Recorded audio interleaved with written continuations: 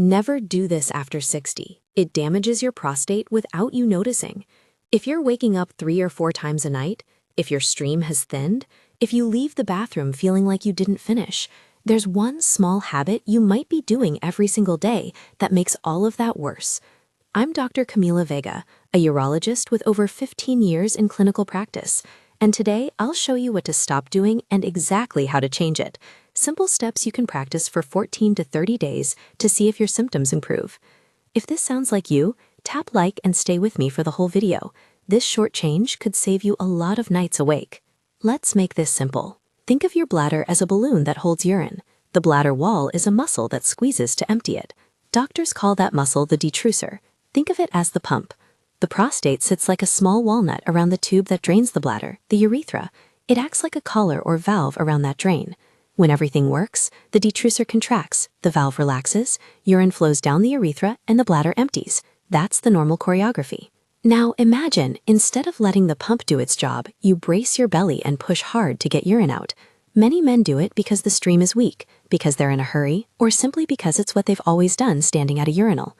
That pushing, the abdominal strain, the Valsalva maneuver, is the habit I'm warning you about. Here's why that one reflexive action matters. When you push with your abdomen, you add external pressure to the balloon. That increased pressure forces urine past the prostate and urethra, but it does so without the detrusor doing the natural, coordinated squeeze. Over time, 2 things happen. First, the prostate and the area around the urethra experience mechanical stress and small, repeated trauma. Second, the bladder learns the wrong behavior. It stops trusting its own pump. The detrusor becomes less responsive, less likely to contract effectively when it should. Clinicians call that detrusor underactivity or a hypoactive bladder. Put together, it's a cycle. You push because the bladder feels weak. Pushing keeps the bladder weak and leaves more urine behind. Leftover urine becomes a breeding ground for bacteria and increases the chance of infection and inflammation. Inflammation compounds obstruction and symptoms like frequency, urgency, and nocturia, waking at night to urinate. It's a vicious loop that often grows slowly and quietly over years. Let me be clear. Not every man who pushes will develop severe bladder dysfunction. This is about risk and cumulative wear and tear. The message is urgent, but not alarmist. Stop the pushing habit so you don't make a manageable problem worse. So what should you do instead? The approach I teach my patients is called relaxed voiding, micción relajada in Spanish, and it's surprisingly simple. The goal is to let the bladder's own muscle do the work, not your stomach. The short mnemonic I use with patients is relax, breathe, let it go. When you need to urinate, don't rush. Go to the bathroom when you feel the need, not when you're desperate.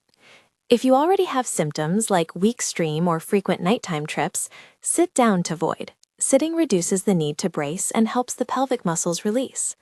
Once seated, soften your belly, don't hold it tight, and take a slow, deep breath. Breathe in, then exhale gently as you relax the pelvic floor and abdominal wall. Wait briefly. Give the bladder a chance to start its contraction on its own. When the stream begins, let it flow without pushing. If the flow slows or stops before you feel finished, don't force it. Stay relaxed, breathe again, and wait for a second natural contraction. If needed, gently lean forward and pause for 5 to 10 seconds to allow any remaining urine to move down. That action, waiting, relaxing, and allowing a second contraction, is often called double voiding, and it helps reduce the post-void residual, the urine that remains after you finish. In practice, you may take anywhere from half a minute to a couple of minutes for a single void. Slower is okay if it means a better, more complete emptying. Remember, don't push, relax. I want to describe that sequence as a clear step-by-step so you can practice it tomorrow morning. Step 1, when you feel the urge, go to the bathroom without urgency. Step 2, sit if you have symptoms. Step 3, inhale slowly and let the belly release as you exhale. Step 4, allow the bladder to contract on its own. Do not bear down. Step 5, if the stream stops before you feel empty, remain relaxed and wait. Try a second, gentle attempt. Step 6, after you finish, lean forward slightly and pause for 5 to 10 seconds to encourage any residual urine to drain. Practice this consistently for 2 to 4 weeks and pay attention to changes in nighttime trips and how empty you feel. I'll share a short, anonymized example from my practice. I had a patient who'd been waking twice every night for years. He'd always assumed it was just age. We started with relaxed voiding and modest lifestyle changes. 2 weeks later, he told me he was getting up less, felt less hurried in the bathroom, and didn't have that constant feeling of incomplete emptying. That doesn't mean everyone will have the same result, but small, consistent changes often yield meaningful improvement. Why does relaxed voiding help? Because when the detrusor regains the habit of contracting properly, the bladder empties more completely.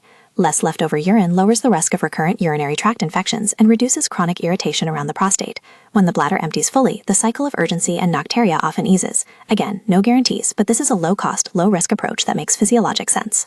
Alongside the technique, pay attention to lifestyle factors that influence overnight trips and bladder behavior. Stay hydrated during the day, but spread your fluids rather than drinking a lot at once. Try to finish your last glass about 2 hours before bedtime so your body isn't processing a big fluid load while you sleep. Reduce caffeine and alcohol in the evening. Both stimulate the bladder and can worsen urgency and nocturia. Small changes in timing and substance use often play a surprisingly large role in sleep quality. Now, let's be practical about when to seek more aggressive evaluation. If your symptoms are severe, if you experience pain during urination, if you notice blood in the urine, or if your problems are rapidly worsening, make an appointment with your urologist. This video is educational, not a substitute for personalized medical care. Some men will have structural or obstructive problems that require procedural options. Devices and procedures, including stents or implants like UroLift, exist and can help selected patients with significant obstruction, but they are reserved for well-evaluated specific cases. Discuss risks and benefits with a urology specialist. Don't assume surgery is the only option, and don't assume you don't need a professional assessment if symptoms are severe. It's also important to avoid shame or pressure about habits like standing at the urinal. I'm not here to criticize cultural preferences. The recommendation to sit is pragmatic. For men who already have symptoms, sitting reduces the instinct to push and supports relaxed, complete emptying. If you're symptom-free, continue whatever works for you. If you have symptoms, consider the seat as an evidence-based tool, not a statement about masculinity. A few practical tips to help you adopt relaxed voiding. Set a simple reminder for your first week, maybe after breakfast, to practice the method deliberately. Use the mnemonic. Relax, breathe, let it go. If you're in public and don't have a seat, do your best to soften your belly and avoid straining. Track changes in a small notebook or on your phone. Note how many times you wake at night, how the stream feels, and whether you leave the bathroom feeling empty. Try the technique consistently for 14 to 30 days. If you see improvement, keep it as a new habit. If not, or if symptoms progress, make that urology appointment. Let me return to the physiology for a moment, because it helps explain why a small habit can have long-term consequences. Imagine the bladder and prostate as teammates. If one teammate is always left out of work, in this case the detrusor because the abdomen is doing the work, that muscle loses strength and coordination. Repeated mechanical stress from abdominal pushing can inflame the prostate area and encourage small pockets of urine to remain where they shouldn't. Those pockets are like puddles where bacteria can grow, raising the risk of infection and more inflammation. Inflammation can cause swelling, which narrows the urethra further, making the stream weaker and pushing more tempting, and the cycle continues. The good news is that the loop is often broken by reteaching the bladder to do its job. Throughout this video, I've emphasized one short command: don't push. Don't push when you pee. Let the bladder do the work. Don't push. Relax. Before we finish, a few common questions I get from patients. First, how long will it take to notice a change? Everyone's different. Some men notice fewer nighttime trips within a week. For others, it may take a few weeks of consistent practice. That's why I recommend the 14-30-day trial. It's long enough to see whether the behavior change is helping. Second, will this replace seeing a doctor? No. If you have painful urination, blood in the urine, fever, or rapidly worsening symptoms, contact your urologist promptly. If you have long-standing severe obstruction or bladder retention, procedural options may be appropriate, but they require careful evaluation and are not a first-line response to the habit I'm describing. Third, is sitting absolutely necessary? Not always.